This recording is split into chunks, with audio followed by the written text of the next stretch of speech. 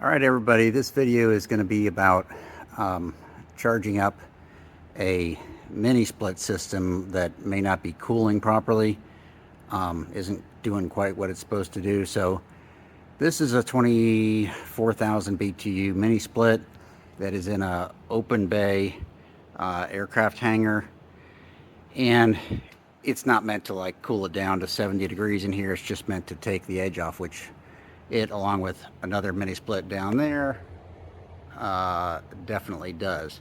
So anyhow,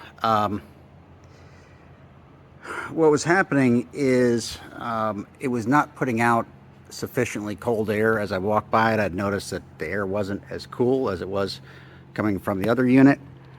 And what I did is do a temperature drop check using this little cheap infrared thermometer. And the way you do that is you just take the infrared thermometer and point it in the area of the where the air is going in. I don't know if you can see that, but you point it up near where the air is going in. And in this case, I'm getting fatal focus here, about 89 degrees, something like that. And then I would point it down at the outflow, and a little while ago I was getting only about a 12 degree drop. You should get about a 20 degree drop for a good running unit. I've found that from extensive experience with these units. If they're running in this type of environment anyhow, about a 20 degree drop is what you want. That's what I have been getting on that unit down there. This one was only 12, so I knew something was wrong. I'll go ahead and show you what I did to troubleshoot it here before fixing the problem. All right, so I had one of these refrigerant leak checkers. It beeps, and it beeps much more rapidly when it detects a leak. You go around and you put the tip of this right up close, within about 1/4 of an inch of most of your connections. I leave it on the pretty sensitive setting, just about near maximum. And you go around, and so long as you can put this real close to those connections, and as I say, sniff around, you hopefully can locate the leak. I was able to locate the leak. One of these connectors up here, where the refrigerant line connects with the little, or the line set connects with the little pigtail refrigerant line, one of them had a bit of a leak. And I just tightened up the fittings, and then used some dish soap on it, just plain dish soap, not diluted, to check for leaks. That's what was recommended to me, and confirm that the leak is gone. So now I can proceed to add a little bit of refrigerant to the system.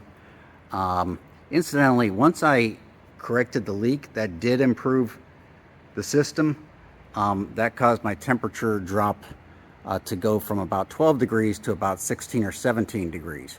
So just by doing that, it was able to build more pressure, I guess, and it worked better. That's the thing with these mini split systems, is that most AC techs will tell you, oh, check the pressure, and it's telling you this. Well, they're not really, in the US, they're not really used to mini splits. And what they're not used to is these, the variation that these units do to control their pressures and outflow temperatures. And basically, if you just check pressure, it'll trick you. I've seen other people say that you want your refrigerant pressure to be like between 117 and 120, and as far as I can tell, that's just not correct on mini splits. So I'll tell you what I did instead that seems to be a better approach. We'll go outside and take a look at the gauges and stuff. Just a little kind of disclaimer, I'm not a professional HVAC technician. I'm basically a do-it-yourselfer. I know that the instructions call for fully evacuating. You know, when you want to charge up a mini split, the instructions do call for fully evacuating the system, weighing the refrigerant, and then adding it back into its specified charge. Obviously, I didn't have the equipment to evacuate and weigh. That is the proper way to do it. So please, do anything like this at your own risk.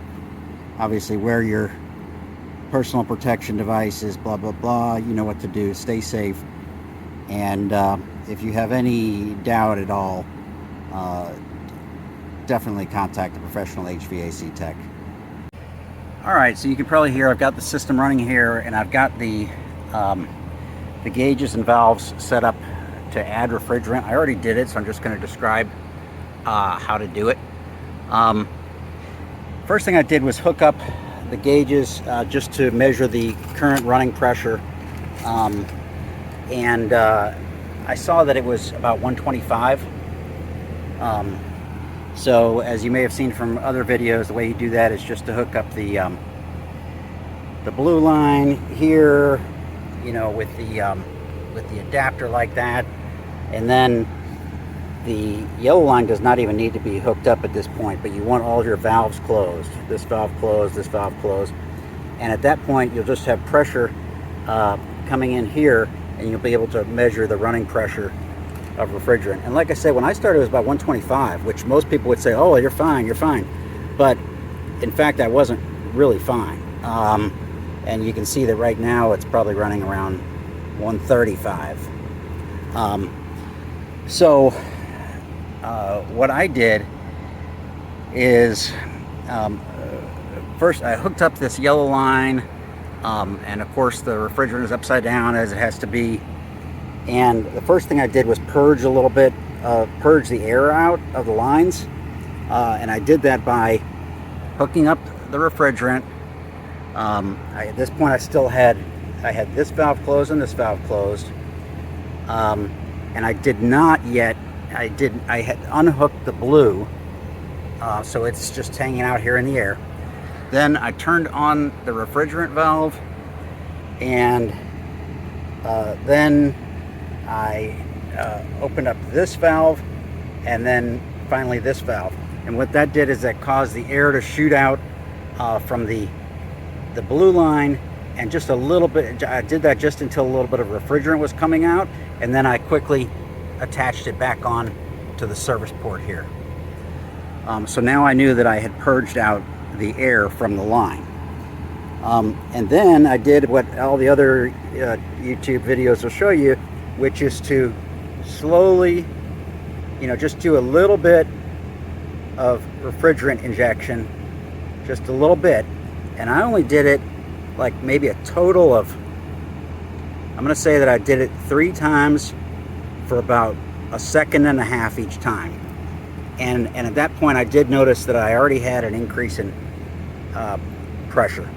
So at this point I wanted to see the results. The proof is in the pudding. So I went back inside, and I saw that I had a 20-degree temperature drop, which is ideal. So that means I'm done here. I'm going to disconnect everything and leave it. If anything didn't work properly in the future, I'll come back and update this video. But I believe that's the best way to do it, to just top off the system. You don't want to just keep going on adding refrigerant, because you will overcharge the system, and my understanding is that'll cause compressor failure, which I in fact had on a previous system. Not because I overcharged it, but because a professional HVAC tech apparently overcharged it. Because again, most HVAC techs in the US, I love them, they're skilled people, but they don't know much about mini splits, and I wish that they would do some schooling on it before working on these units. So anyhow, I hope that helps, guys. Stay cool.